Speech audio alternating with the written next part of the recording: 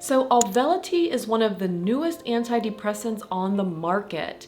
And in this video, we're going to learn everything that you need to know about Auvelity. And this is in response to a viewer who requested this medication topic. So let's get into it. So number one, what is Auvelity? So Auvelity is a combination medication. It's an antidepressant that works very differently than other antidepressants because it combines dextromethorphan, which is common in your cough medications and cough syrups, and bupropion, which I made a video about. So if you missed that, check it out here and you'll learn everything you need to know about bupropion. But why are we combining a cough syrup and bupropion? What is the benefit there? Well, if you recall in my last video on ketamine, dextromethorphan acts similarly in the fact that it antagonizes the NMDA receptors. And if you recall, antagonizing the NMDA receptor sites actually increases glutamate. And glutamate is our excitatory neurotransmitter. And in depression, especially treatment-resistant depression, people are experiencing a lack of energy, low mood, low motivation, and increasing glutamate can help give them the boost that they need and motivation they need, plus energy to get through the day. But the thing about dextromethorphan is that it is fastly metabolized. And so the action of that NMDA receptor antagonism does not really stay long without the use of a powerful CYP2D6 inhibitor such as bupropion. You see, since dextromethorphan is primarily metabolized by the 2D6, inhibiting that metabolism by adding bupropion allows dextromethorphan's action on the NMDA receptor to be long-lasting to actually gain a benefit of an antidepressant effect.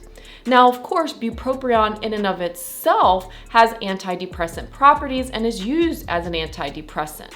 So with bupropion, you get the norepinephrine and dopamine reuptake inhibition. And with that, you increase norepinephrine and dopamine. So together, combined, you get increased norepinephrine, dopamine, and glutamate activity in the prefrontal cortex, which is all great for helping to boost mood, energy, and alleviating the symptoms of depression. And dextromethorphan is also a moderate inhibitor of the serotonin reuptake system, so it can increase serotonin, and also has some sigma-1 receptor binding or antagonism, which is not completely understood. And so Auvelity comes in an extended release tablet with 45 milligrams of that dextromethorphan and 105 milligrams of bupropion. So what is Auvelity used for? Well, it was FDA approved in 2022, so just 1 year ago, and it got its approval for just major depressive disorder, but it's also used off-label for treatment-resistant depression. And so how long does it take to work? Well, as long as you're on a therapeutic dose, which is 1 tablet twice a day,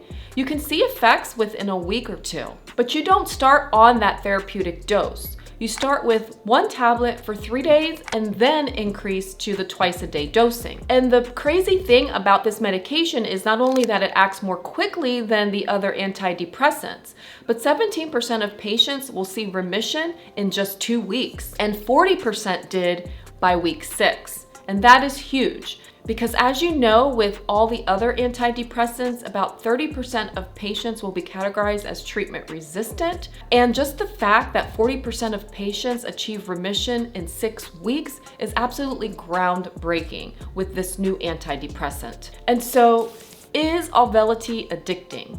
Well, the answer is no, but as with all medications that are working there in your neurotransmitters and up in the brain, neuroadaptation can occur. And as I mentioned in my video on antidepressants and withdrawal, this is something that you have to consider. And if you're taking the medication for longer than 3 months, absolutely do a taper just to be sure you don't experience withdrawal effects. And so what about those side effects? Well, there is the black box warning for suicidal ideation as with all other antidepressants, and this is primarily seen in the young adult and pediatric population, 24 years and younger. And then when you're looking at common side effects, and these are happening in greater than 5% and twice as much as seen in placebo, are going to be the following: dizziness, headache, diarrhea, somnolence, dry mouth, sexual dysfunction, and hyperhidrosis, which is excessive sweating. Less commonly, you're going to see high blood pressure or hypertension, but this should be definitely something to consider if you already have high blood pressure, as your risk is going to be greater.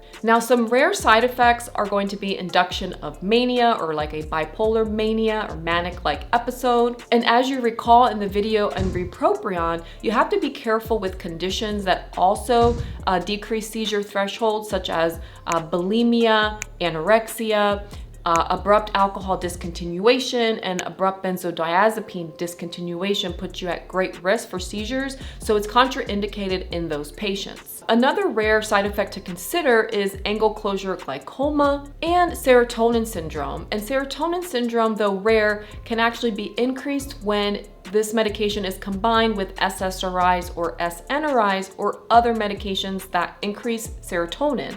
So make sure to watch my video on serotonin syndrome if you haven't done so already. So what about drug interactions? Well, due to that strong inhibition by the CYP2D6, we do have to be cautious with other strong inhibitors of the CYP2D6, and these should be avoided. Now, inducers of the CYP2D6 also need to be considered because now you're making the medication less effective and negating the effects of bupropion. So if you are taking an inducer, talk with your provider. There may be some adjustments that need to be made with the medication dosing, or you may have to switch to another medication. And also, since bupropion is also metabolized by 2B6, so strong 2B6 inducers can actually decrease plasma levels of Auvelity and decrease its effectiveness, so definitely should be avoided as well. And then you also want to be cautious with other drugs that are on the substrate of 2D6, because this medication can inhibit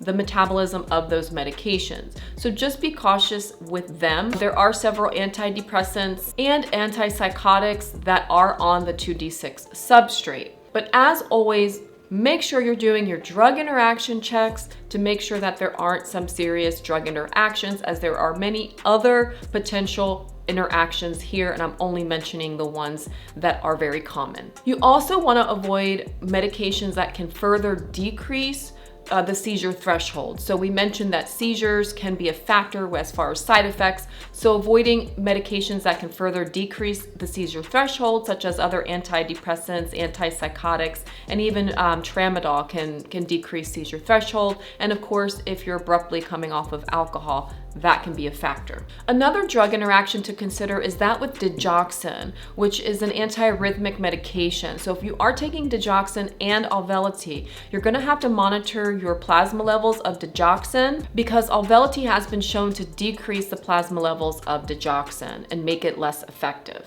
And as a side note, Auvelity can actually also cause a false positive drug urine screen for amphetamines. So if you have to take a drug test for work, make sure they know that you're taking this medication and that it can have this false positive. And now you want to avoid the use of the MAOI inhibitors, because they can increase your risk for hypertension and of course serotonin syndrome. And also avoid the use of alcohol. As always, as I mentioned, alcohol is an antidepressant, negating the effects of your antidepressant. And so what are my final thoughts on Auvelity?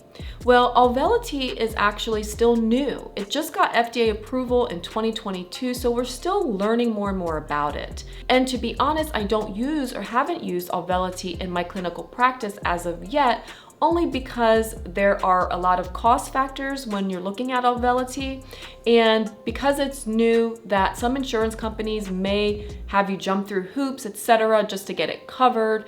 And so if that's the case and you're considering taking Auvelity and you live in the United States, perhaps going to their website and looking at their savings card, seeing if you can apply for that, and also their patient assistance program. And so despite these costs, the results are very promising. And so if you're someone who has tried the traditional antidepressants and haven't received any benefit, perhaps this medication could work for you. So have that discussion with your provider. So that wraps up my review on Auvelity. Do you have experience taking Auvelity? If you do, please share it with us down in the comments below, because we learn from sharing each other's stories. And as always, I thank you for watching. I wish you well on your mental health care journey, and I look forward to seeing you all next week.